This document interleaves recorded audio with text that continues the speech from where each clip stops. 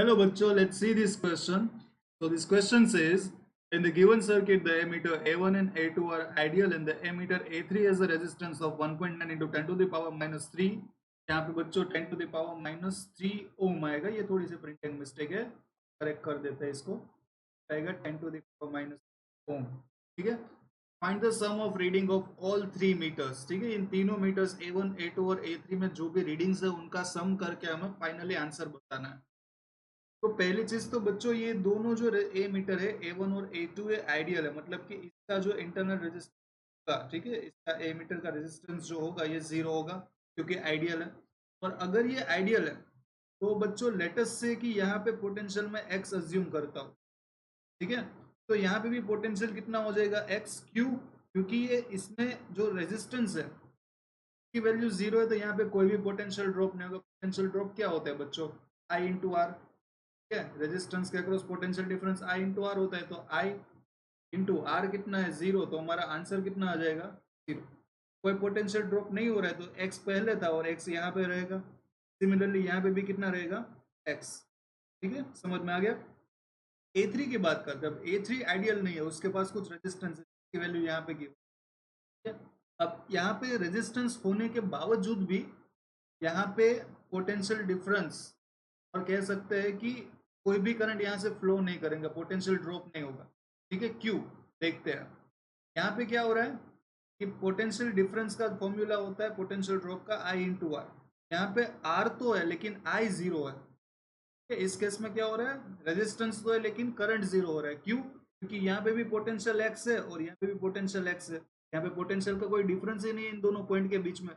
और अगर potential difference नहीं है तो कोई करंट फ्लो नहीं करेगा, और कोई करंट फ्लो नहीं करेगा तो कोई पोटेंशियल ड्रॉप ही नहीं. ठीक है, तो इस A3 का जो रीडिंग है बच्चों वो तो 0 आ जाएगा. ठीक है, तो हम इस ब्रांच को यहाँ से निकाल सकते हैं. ठीक है, A3 का जो I3 करंट होगा वो कितना हो जाएगा बच्चों? 0 हो जाएगा. अब हम एक काम करते हैं, ये जो सर्किट है इसको रीड्रॉ कर लेते हैं. यहाँ पे बच्चों ऐसे ऊपर जाएंगे, यहाँ पे एक रहेगा A1. ठीक है, ऊपर गए, यहाँ से इस तरफ आएंगे, एक तरफ में मिलेगा A2. ठीक है, फिर यहाँ से नीचे आए. अब यहाँ से बच्चों एक नीचे एक ब्रांच आ रही है. यहाँ पे जो रेजिस्टेंस है ये 5 ओम का है. फिर यहाँ पे एक बैटरी आ रही है 10 वोल्ट की. ठीक है, मैं यूनिट्स नहीं लिख रहा हूँ बच्चों, आप सिर्फ नंबर से लिख रहा हूँ.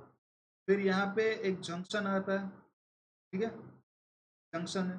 फिर यहाँ से एक पॉइंट. अब देखो यहाँ पे ना बच्चों मैं काम कर रहा हूँ, जंक्शन से पहले हमेशा बैटरी यहाँ पे है तो मैं पहले सब में बैटरी रखता हूँ. तो देखो यहाँ पे मैं क्या करता हूँ, यहाँ पे 8 वोल्ट की बैटरी है ना, उसको मैं यहाँ पे ड्रॉ करता हूँ और रेजिस्टेंस को यहाँ पे, मतलब दोनों को इंटरचेंज कर देता हूँ, इससे कोई फर्क नहीं पड़ता है. ठीक है, ताकि हमें कैलकुलेशन थोड़ी सी इजी लगे. तो ये हो गया 3 ओम, ये हो गया 8 वोल्ट. ठीक है, फिर यहाँ पे भी पहले बैटरी है, यहाँ पे तो चेंज करने की जरूरत ही नहीं है. और ये रेजिस्टेंस. क्या बच्चों, यहाँ पे ये नीचे वाले ब्रांच तो को ड्रॉ करने की जरूरत ही नहीं, क्योंकि हमें पता है कि वहाँ पे कोई करंट पास नहीं हो रहा है. हो गया 20 और ये 15. ये हो गया. अब देखो बच्चों, यहाँ पे पोटेंशियल कितना है? x माना हुआ है हमने. यहाँ पे पोटेंशियल कितना है? x, ये भी माना हुआ है. और यहाँ पे भी पोटेंशियल x है. अब बचता है एक जंक्शन.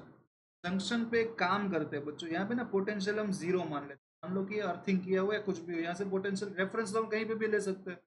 तो यहाँ पे क्योंकि पोटेंशियल के कोई मायने नहीं है बच्चों, potential difference is very important. ठीक है, पोटेंशियल से ज्यादा potential difference is very important. जैसे भी हम पोटेंशियल एनर्जी में भी वही करते हैं. Potential energy can not be defined, but potential energy का जो डिफरेंस होता है वो किसी के रेफरेंस में होना चाहिए. ठीक है, तो यहाँ पे हमने इसको 0 माना है. तो यहाँ पे जो बच्चों पोटेंशियल आएगा वो कितना आ जाएगा? 8 वोल्ट का आ जाएगा. समझ में आया? क्योंकि आप 0 से जा रहे हो और बैटरी के नेगेटिव से पॉजिटिव टर्मिनल की तरफ जा रहे हो तो पोटेंशियल इंक्रीज होगा, तो ये 8 वोल्ट का हो जाएगा. ठीक है, अब यहाँ पे बच्चों, यहाँ पे देखो ये 0 है, 0 से आप यहाँ पे जाते हो तो यहाँ पे पोटेंशियल डिक्रीज होगा, ये -20 हो जाएगा. समझ में आया? चलो, अब कौन सा बाकी है? यहाँ पे भी, यहाँ पे कितना हो जाएगा? -10 हो जाएगा. ठीक है, इतना समझ में आ गया? आप ऐसा भी कर सकते थे कि x की तरह भी उसको ले सकते थे. चलो, अब देखो बच्चों, मैं मानता हूं कि यहाँ से एक करंट निकलता है I1 बैटरी में से. वो करंट जाएगा यहाँ पे पहुंचेगा और यहाँ से रिटर्न जाएगा I1. क्योंकि और उसके पास कोई रास्ता ही नहीं है, वही I1 यहाँ तक जाएगा। सिमिलरली इस बैटरी में से भी मैं मानता हूँ कि करंट जाता है I2। ठीक है, आप उल्टी डायरेक्शन भी मान सकते हो, मैंने ये वाली डायरेक्शन मानी, डायरेक्शन से कोई फर्क नहीं पड़ता, हमारा आंसर अगर पॉजिटिव आ रहा है तो वो नेगेटिव आएगा। ये I2 हो गया। फिर यहाँ पे ध्यान देना बच्चों कि I2 यहाँ पे जाएगा, यहाँ पे जाएगा। अब इस जंक्शन पे मैं ऊपर वाले जंक्शन पे देखूँ तो I1 आ रहा है, I2 आ रहा है, तो वो दोनों मिलके नीचे कितना जाएंगे, I1 प्लस I2। ठीक है, यहाँ पे जो करंट जाएगा वो कितना जाएगा, I1 प्लस I2। ठीक है, ये हमें पता चल गया। अब हमें क्या कैलकुलेट करना है, हम I1 को सेपरेट कैलकुलेट करते हैं, I2 को सेपरेट कैलकुलेट करते हैं और I1 प्लस I2 को सेपरेट कैलकुलेट करते हैं।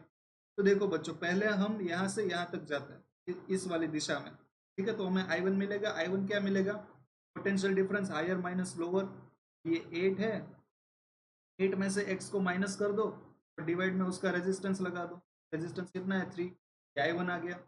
फिर हम यहाँ पे जाते हैं इस डायरेक्शन में, यहाँ पे हमारे पास क्या आएगा, पोटेंशियल डिफरेंस से हम I2 निकाल सकते हैं। I2 कितना आएगा बच्चों, देखो जरा, तो ये आएगा -20 में से x को माइनस करो, माइनस एक्स डिवाइडेड बाई उसका रेजिस्टेंस कितना है 15।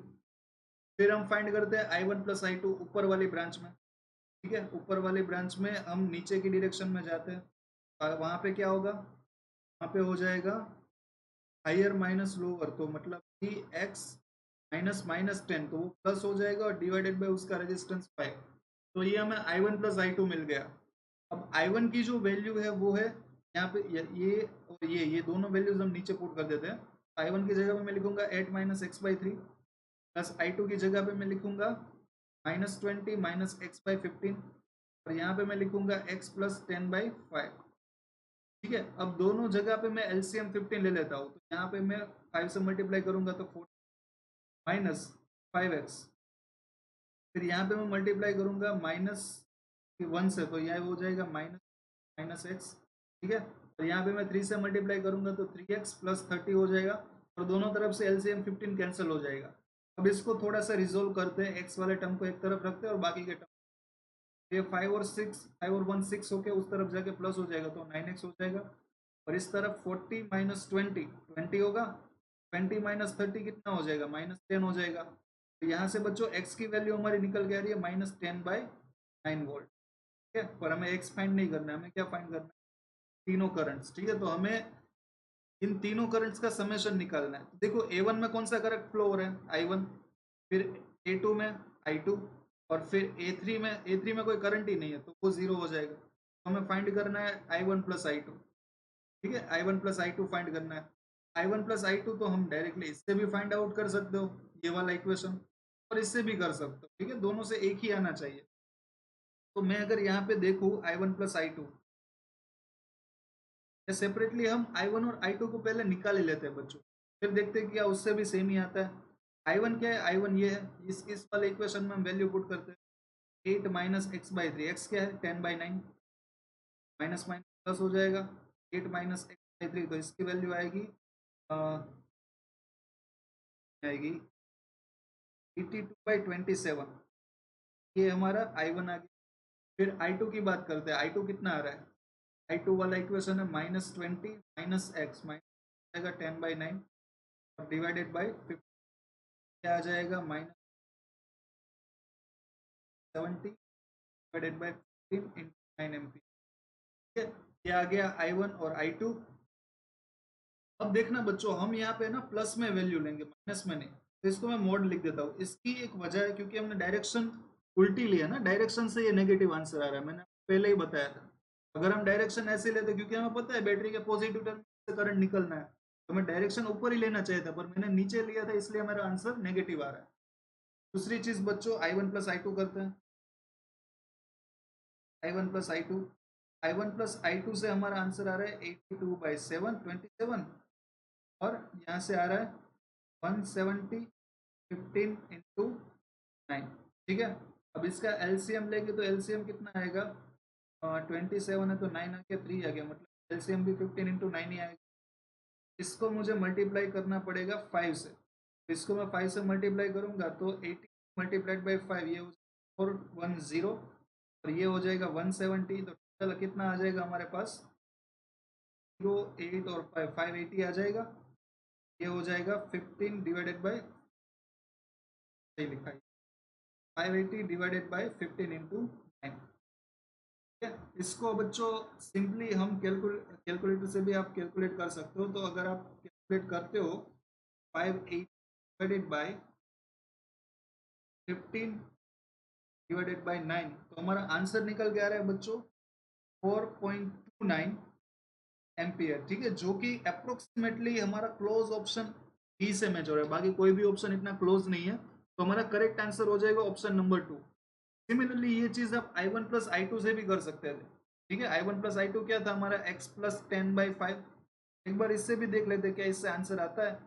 -10/9 प्लस 10 डिवाइडेड बाई 5, ये हो जाएगा एलसीएम लोगे तो ये 90 माइनस डिवाइडेड बाई 9 इंटू 5, ये हो जाएगा 16 डिवाइडेड बाई 9। यहाँ पे बच्चों कुछ मिस्टेक है आई थिंक, हाँ, क्योंकि यहाँ पे डायरेक्शन का लोचा हो जाएगा इस। ठीक है, क्योंकि हमने यहाँ पे i1 प्लस i2 अगर आप लिखते हो, यहाँ पे हमने माइनस को प्लस किया है ना, यहाँ पे ऐसा कुछ नहीं किया है। तो हम डायरेक्टली इससे कैलकुलेट नहीं करेंगे, हम इस तरीके से कैलकुलेट करेंगे सेपरेटली। तो हमारा आंसर निकल के आ रहा है 4.29। तो हमारा करेक्ट आंसर होगा ऑप्शन नंबर 2। आई होप कि आपको ये क्वेश्चन समझ में आया होगा। Thank you so much.